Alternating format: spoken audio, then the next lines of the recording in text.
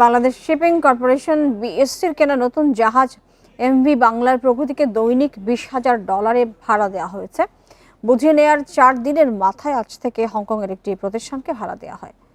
Bundle থাকলে প্রতি সেনমানিতে টাকা বাঁচবে। বিকাশ সেনমানি বান্ডেল কিনে জিতুন প্রতি লেনদেনে।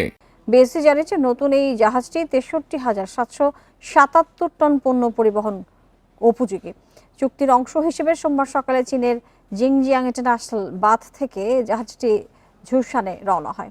গত জুনে প্রতিযোগিতামূলক দরপত্রের মাধ্যমে নিজস্ব টাকায় জাহাজ কেনার প্রক্রিয়া শুরু হয়।